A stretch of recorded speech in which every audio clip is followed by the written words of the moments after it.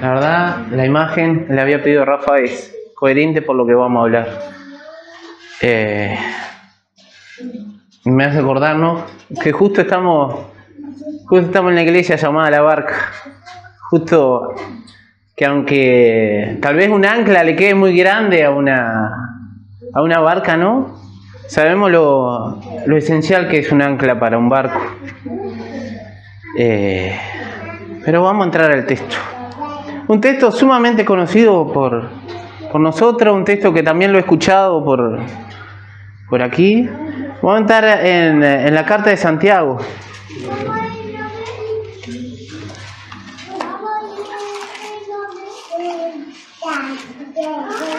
Santiago capítulo 1.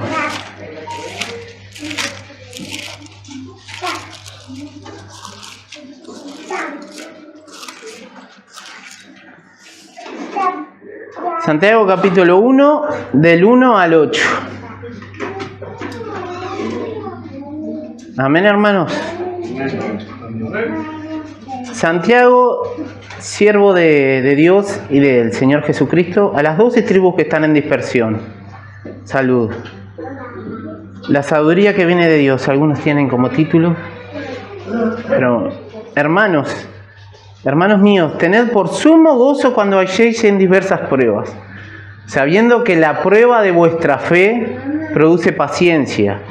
Mas tenga la paciencia su obra completa, para que seáis perfectos y cabales, sin que os falte cosa alguna. Y si alguno de vosotros tiene falta de sabiduría, pídala a Dios, el cual da a todos abundantemente y sin reproche, y le será dada. Pero pida con fe, no dudando nada, porque el que duda es semejante a la onda del mar, que es arrastrada por el viento y echada de una parte a otra. No piense, pues, quien tal haga, que recibirá cosa alguna del Señor. El hombre de doble ánimo es inconstante en todos sus caminos. Amén. Y bueno, en rasgos generales, para entrar de una manera al texto inmediato, en su contexto,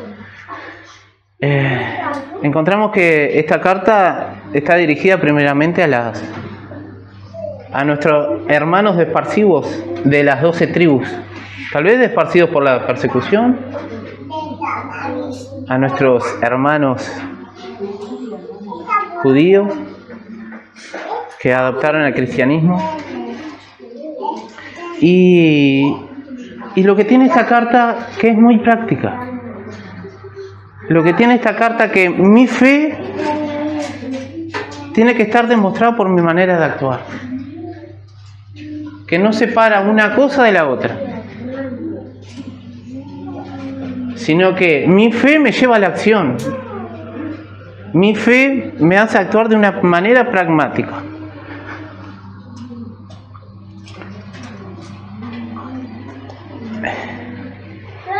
Vamos a estar leyendo desde el principio. Sabemos que Santiago, uno de los hermanos Jesús, se presenta como siervo de Dios. Le dice a las 12 tribus que están en dispersión un saludo. Y comienza con: hermanos míos, tened por sumo gozo cuando halléis en diversas pruebas. Lo he escuchado por este lado, pero las pruebas van muy sumamente relacionadas a la vida cristiana. Nadie puede escapar de ella. Nadie puede escapar a ella. Y acá no dice específicamente qué tipo de pruebas están pasando los hermanos, pero dice una cosa muy clara: tened por sumo gozo. Y aquí ya me está hablando de una manera de yo actuar en frente a las pruebas, con sumo gozo. Si mi fe es verdadera, es genuina, ¿cómo voy a actuar en frente a las pruebas con sumo gozo? De lo contrario, tal vez abunde la queja en nosotros, tal vez abunde otro tipo de maneras de actuar.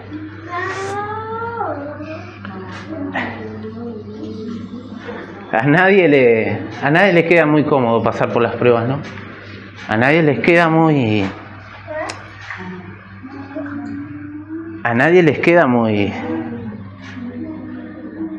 Nadie las quiere pasar. Pero entiendo una cosa, que en dónde hallo gozo para pasarlo.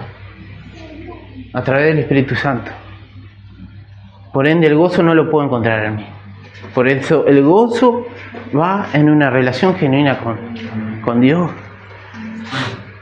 Y tener sumo gozo, ¿no? Doblemente. Si no, de lo contrario, mi fe es vana, ¿no? Porque si de repente estoy pasando por pruebas, tribulaciones y de repente empiezan a hablar conmigo, Pai, ¿vos creés en Jesús? ¿Estás seguro? Porque lo único que te puedo escuchar es quejarte. ¿Dónde está Jesús en tu vida? Hay mucha gente que conozco que te dicen todas las calamidades, todas, y después Jesús allá atrás. Y después Jesús queda chiquitito, como dicen algunos.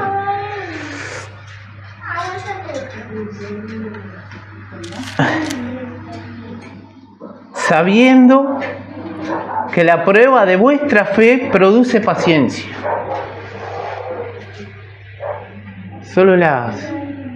Acá que dice que nos está probando la fe. No nos está probando si somos salvos si somos o no. Acá es la fe que es probada. Aquí hay la fe a ver si es genuina o no. Me hacía acordar al pueblo del Antiguo Testamento, ¿no? Que fue llevado al desierto y que fue probado. ¿Verdaderamente ustedes me están siguiendo por lo que soy? ¿O simplemente me están siguiendo porque los liberé? En medio de la prueba se ve si verdaderamente esa fe es genuina o no. Cosas importantes son probadas, ¿no? Cosas importantes como el oro, como la plata. ¿Y cuánto es importante para Dios nuestra fe? Él dice, ¿no? En capítulos por ahí que nuestra fe es más preciosa que el oro y la plata. Y tenemos como resultado de probar esa fe, la paciencia. Otro fruto del Espíritu Santo. Por ende, si estoy pasando por un momento de prueba y necesidad, necesito aferrarme al Espíritu Santo. Y esto fluye de una manera genuina con Él. De una manera relacional, ¿no? Íntima. Está el dicho que dice, ay Dios, dame paciencia, ¿no? ¿Estás seguro de lo que estás pidiendo? Porque para que Dios produzca paciencia en ti, te va a mandar pruebas, te va a demandar dificultades. Mas tenga la paciencia su obra completa, para que seáis perfectos. Por naturaleza las pruebas brota de nosotros la obra de la carne, ¿no? Por naturaleza en nosotros las pruebas traen amargura, por nosotros las pruebas traen inconformidad y traen sobre todo las cosas quejas por Dios. Mas tenga su obra completa para que seáis perfectos. Dios quiere obrar en nuestra vida. Y cuando dice seas perfectos, me hace acordar a Jesucristo como el varón perfecto, ¿no? Las pruebas me hacen más como Jesús. Tienen un propósito en nuestra vida. Y qué bueno que en Dios podamos encontrarla. Y tenemos a Jesús como el varón perfecto, y tenemos a Jesús experimentado en quebranto. Como diciendo, Jesús sabe verdaderamente lo que yo estoy pasando, mis necesidades, porque Él también las pasó, sin haber tenido necesidad, ¿no? Se hizo hombre al igual que todos nosotros. Lo vimos, lo palpamos, y fue experimentado en quebranto, dice Isaías. Y hasta lo sumo, ¿no? Hasta lo más bajo se humilló. Por ende, también me hace cabal, buscando parecidos, busqué que nos hacen íntegros, que nos hacen sensatos, que nos hacen prudentes. Y para pensar, ¿sos el mismo que entró a la prueba y la pasó y salió? ¿Sos el mismo? ¿Cuántas dificultades hemos pasado cada uno diferente? ¿Sos el mismo que la pasó? ¿Que salió? Porque si sos el mismo, no sirvió para nada. He visto un montón de personas pasar por un montón de situaciones y tú te pones a analizar la vida y la verdad, todo es como que se espuma en un principio. Sí, pueden creer, pueden confiar en Dios, Dios resuelve la situación y de repente se terminan alejando. Porque su fe no era genuina. Porque estaban porque Dios le quería resolver el problema. Porque estaban porque Dios podía solucionar. Y después de solucionarlo, al final se terminan alejando.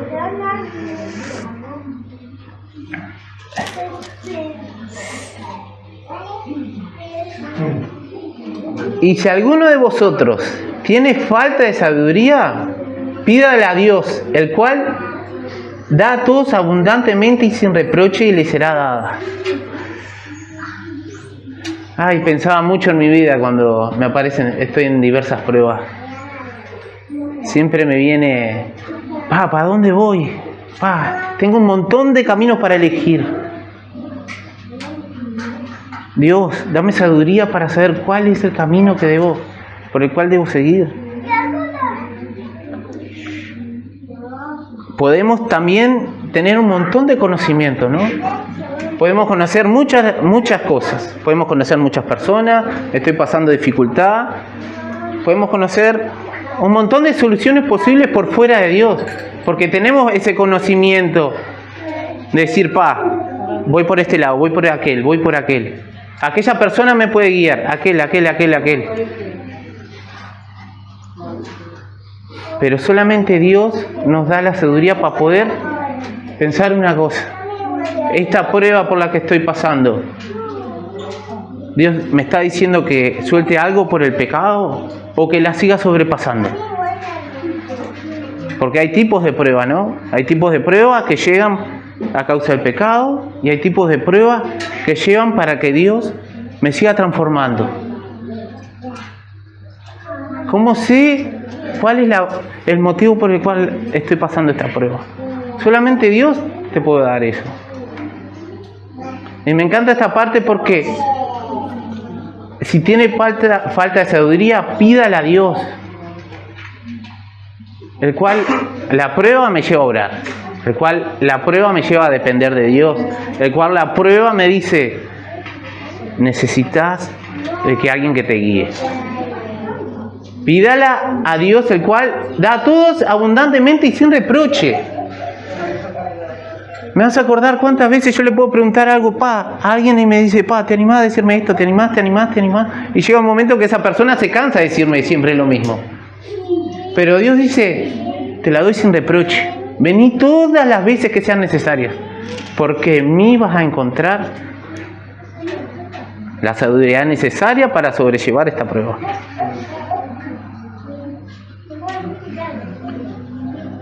Sabemos que es mucho más de conocimiento, ¿no?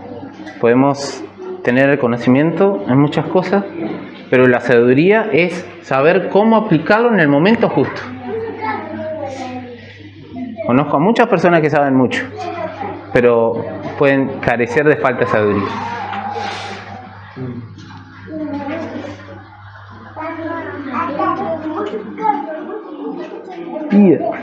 Pida a Dios, pedir a Dios. Pero pida con fe, pida con seguridad, pida con convicción, pida con certeza, pida con fe, ¿no? ¿Qué es la fe, no? Es la certeza de lo que se espera, la convicción de lo que no se ve. Esa fe, ¿no? Que es imposible agradar a Dios, sin dudar. ¿Por qué? ¿Qué pasa que si dudamos? Porque el que duda es semejante como una ola del mar. arrastrada por el viento y echada de una parte a otra. No piense pues el que tal haga que reciba cosa alguna del Señor. El hombre de doble ánimo es inconstante. Algunos dicen por ahí que la duda es el enemigo de la fe, ¿no? Y qué difícil que es a veces caminar con Dios y dudar de Él. Cuando quiero ver no me doy cuenta y la duda se apodera de mí, y cuando quiero ver camino por caminos de incredulidad.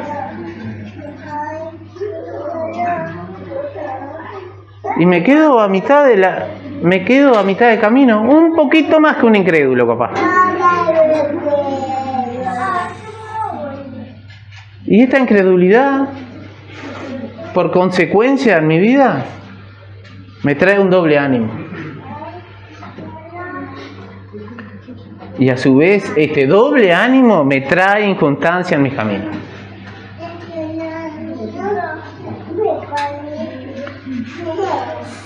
Ese doble ánimo es producto de un corazón que duda, que no encuentra su deleite y su regocijo en Dios.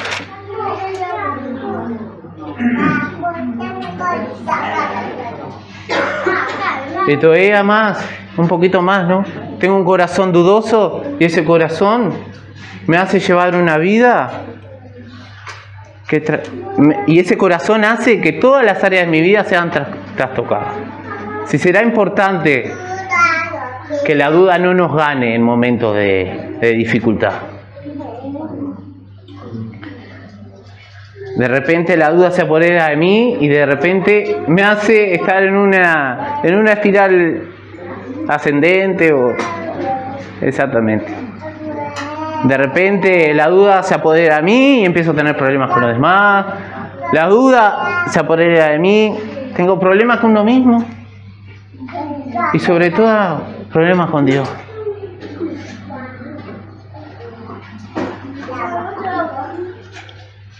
Ese doble ánimo me trae desánimo, me trae incertidumbre, me trae falta de decisión en la vida,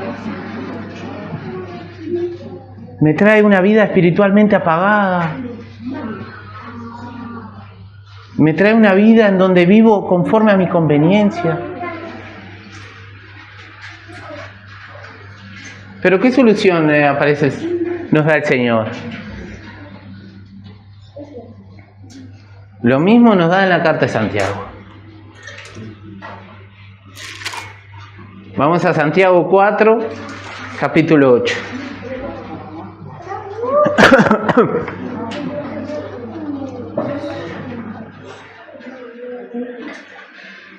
Acercaos a Dios y Él se acercará a vosotros. Pecadores, limpiad las manos, y vosotros los de doble ánimo, purificar vuestros corazones.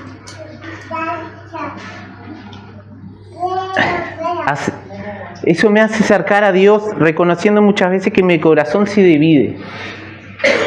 Muchas veces cuando tengo un doble ánimo en mi vida, tengo un corazón dividido. Tengo un corazón que va en busca de varias cosas a la vez. Tengo un corazón que realmente no es leal a Dios. Que lo que puedo ofrecerme a mí mismo y lo que me ofrece el mundo es mucho mejor de lo que me ofrece Dios en la vida. Necesito que mi corazón esté unificado.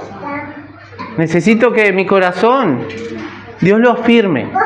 Necesito que mi corazón, en el cual de Él emana la vida, se vaya toda duda. Vamos al Salmo 86:11 para cambiar un poquito para andar un poquito de la Biblia.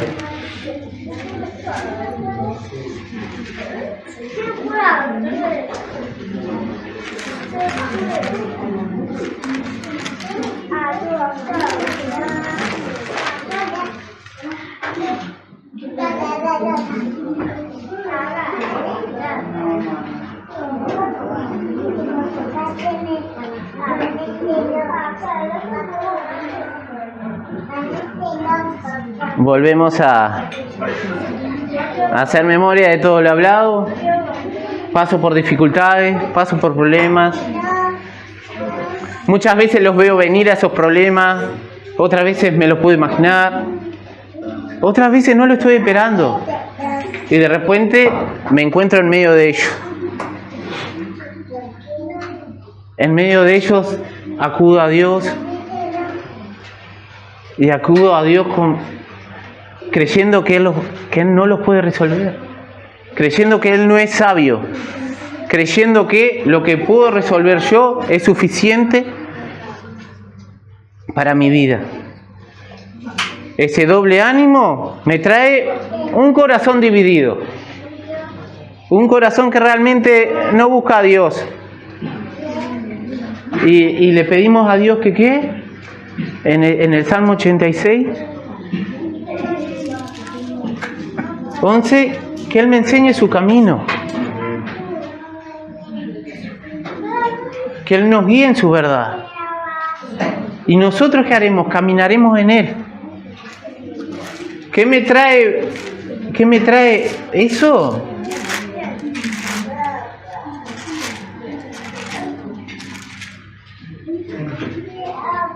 Que el Señor afirma mi corazón para que tema su nombre, ¿no?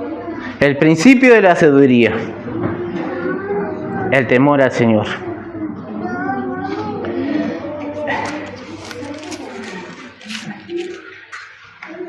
Y de ahí, una vez más, estamos en momentos inestables en nuestras vidas. Tal vez nos acostumbramos a vivir de esa manera. Y nos asemejamos a ese barco que va en las olas, de un lado hacia el otro. ¿Y ahí qué hacemos? Tiramos un ancla. Tiramos un ancla para que detenga, para que nos ayude a afrontar las adversidades de la vida. Pero esa ancla, ¿cómo lo hacemos, no? Porque es una analogía. Nos predicamos una vez más el Evangelio, a nosotros mismos. Muchas veces no tenemos eso de predicarnos el Evangelio a nosotros mismos. Lo tenemos por allá atrás.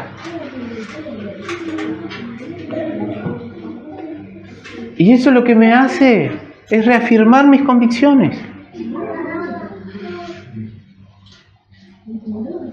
Esa ancla, ¿en dónde está anclada esa ancla? En las promesas de Dios. Esa esperanza está anclada en la inmutabilidad de Dios, en su palabra y en la obra redentora de Jesucristo en la cruz. Vamos a ir a Hebreos.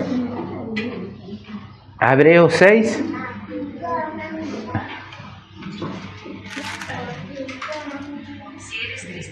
Del 17 al 20 vamos a estar leyendo.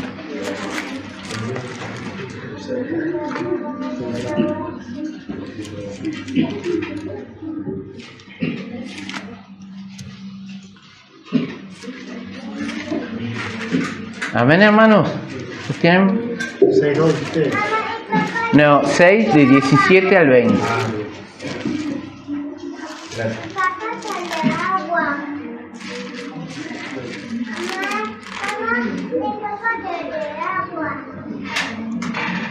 Por lo cual, queriendo Dios mostrar más abundantemente a los herederos de la promesa la inmutabilidad de su consejo, interpuso juramento, para que por dos cosas inmutables, en las cuales es imposible que Dios mienta, tengamos un fortísimo consuelo, los que hemos acudido para asirnos de la esperanza puesta delante de nosotros, el cual tenemos como segura y firme ancla del alma, y que penetra hasta el velo, hasta dentro del velo, donde Jesús entró por nosotros como precursor, hecho sumo sacerdote para siempre según el orden de Melquisedec.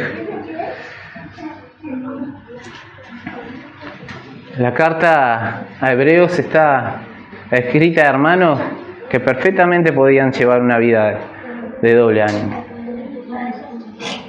Una vida en donde habían puesto su fe en Jesucristo, pero querían volver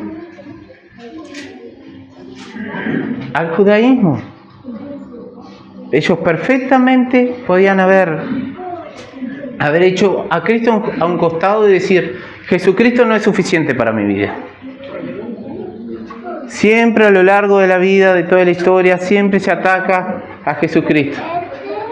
Siempre como que nunca es suficiente Jesucristo para ser salvo, como que no es suficiente para sostener mi vida. Debo de agregar cosas, ¿no? Debo de volver a mi vida religiosa parada en cumplimientos ceremoniales.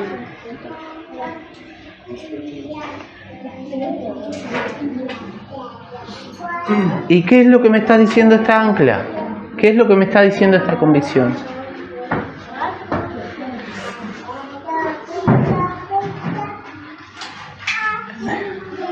Tengo aquí el ancla, ¿no? Tengo aquí que el ancla está formada por la caña, por los... gracias. Por el cepo, que es el que va para aquel lado, que es el que hace que la ancla se caiga para que se aferre a la tierra. Tengo las dos uñas y tengo en el medio la cruz del ancla.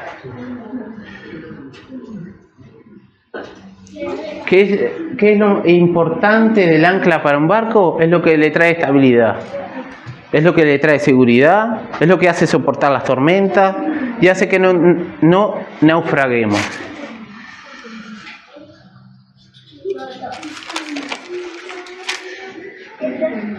Nuestra ancla segura en momentos de dificultad, en el momento en que nosotros necesitamos recordar el Evangelio, es todo el consejo de Dios. No es solo una parte, no es solamente lo que a mí me gusta de la Biblia, no es un versículo, no es solamente un capítulo, es todo su consejo de Dios. Lo que a mí me estabiliza en el momento de la dificultad es saber: Dios no es inmutable, Dios no miente, Dios no cambia, en Dios no hay sombra de variación, en Dios y solamente en Dios reposa nuestra salvación. En momentos de inseguridad en nuestra vida, lo mejor que podemos hacer es predicarnos el Evangelio una vez más. Y todo el consejo de Dios, no una parte. Porque en estos versículos que acabamos de leer, las promesas empezaron desde Abraham. Y somos bendecidos desde Abraham a causa de Jesucristo,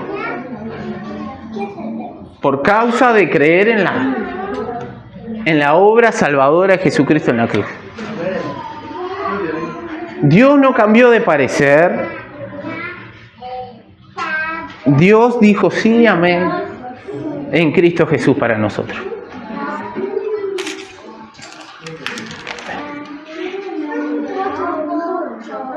Podemos entrar confiadamente al trono de la gracia, ¿no? Todas las veces necesarias, porque Cristo fue la ofrenda perfecta, fue el sumo sacerdote. Lo que menciona mucho en la carta de Hebreos es que Jesucristo es superior a los ángeles, a Moisés. Lo que menciona también es que menciona a los héroes de la fe y después de ellos, no, pongan su mirada en Jesús. Después de ello, pongan su mirada en el autor y consumador de la fe. Pongan su mirada en todo el plan de salvación. A veces pensamos que Dios nos ha abandonado por pasar dificultades. Pero es Dios que dijo que está con nosotros todos los días, hasta el fin del mundo.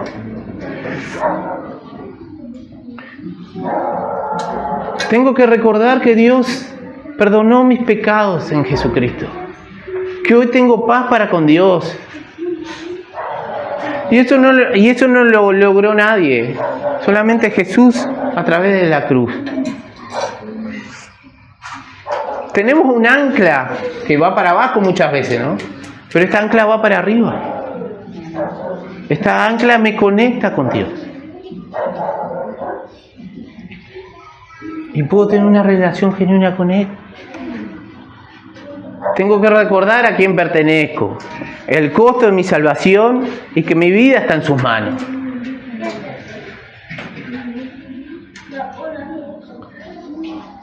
Y ahora vamos a dar unos ejemplos prácticos.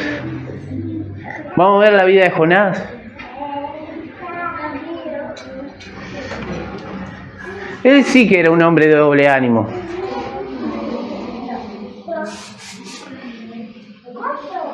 Sobre todas las cosas, lo que más me gusta del libro de Jonás es que Dios no lo desechó por desobedecerlo.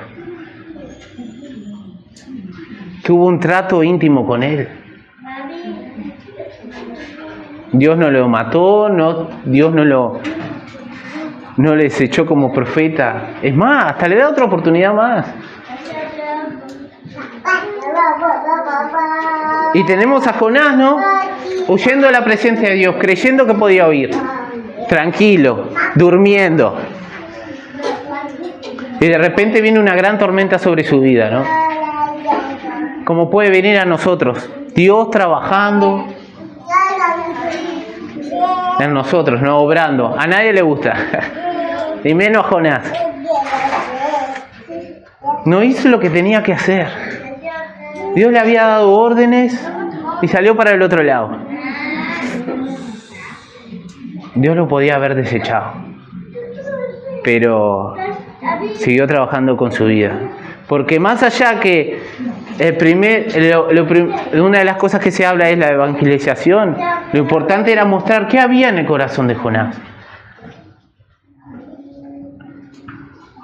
¿Y esto qué lo llevó a él? A tirarse del barco.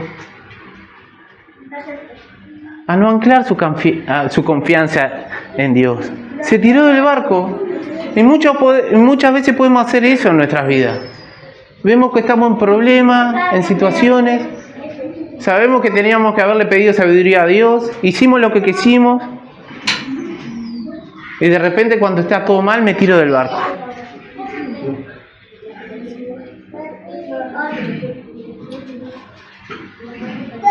Y decimos después, que sea lo que Dios quiera, ¿no?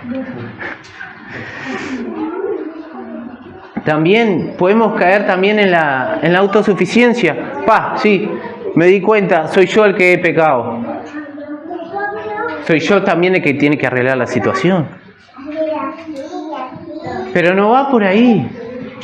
En el principio del capítulo 2 dice que Jonás oró al Señor, pero ¿dónde? Adentro de un gran pez. No se había escapado aún de los planes de Dios en su vida. Aún Dios estaba con él.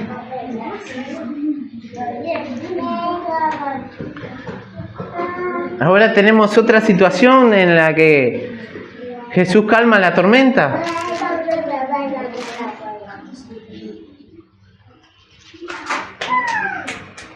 Vamos a Lucas capítulo 8. Y vemos otro trato personal del Señor con los discípulos.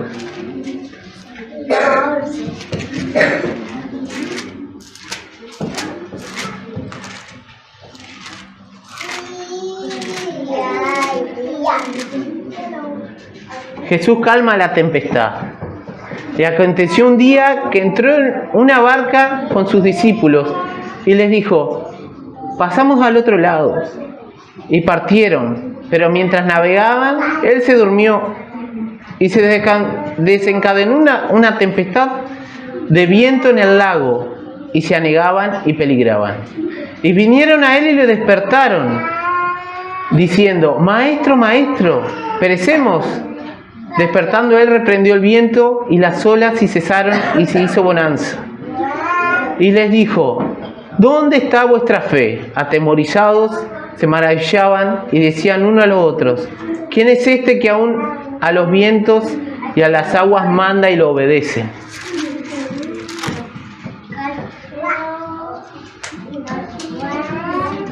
Jesús no va a dejar que nos hundamos en la desesperación de la tormenta. A su tiempo Él va a intervenir. Estas situaciones, como le pasaron a sus discípulos, escapaban de sus manos. Los discípulos sabían perfectamente cómo navegar en medio del mar, ¿no? En las tormentas. Pero de repente la tormenta se agudizó mucho más. Tuvieron que verse débiles para ver el poder de Dios manifestándose en sus vidas.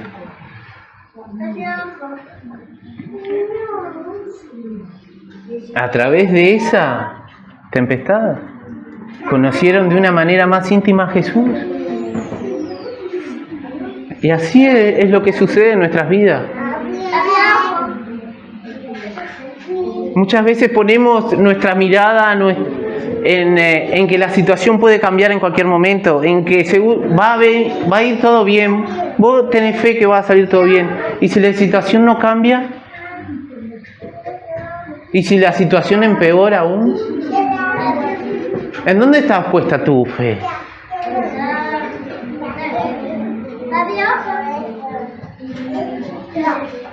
Dice la palabra de Dios: poned la mirada en las cosas de arriba, no en las cosas terrenales. Porque las que son terrenales son perfectas, fallan, son inestables. Muchas veces depositamos fe en relaciones personales, en la salud, en el trabajo, en un montón de cosas que van a perecer. Y sabemos que en cualquier momento cambian, pero el que no cambia es el Señor. El tener aflicciones nos hace recordar una cosa más: que nosotros no pertenecemos a este mundo, que nuestro lugar es el cielo.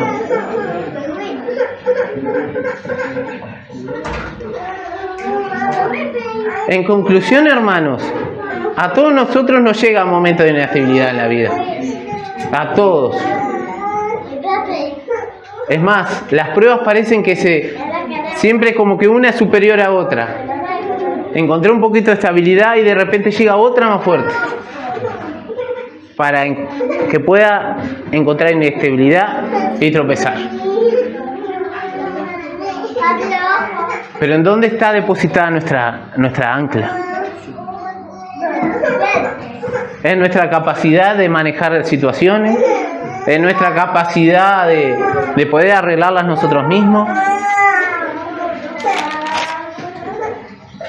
¿O en Dios que compró nuestras vidas para Él?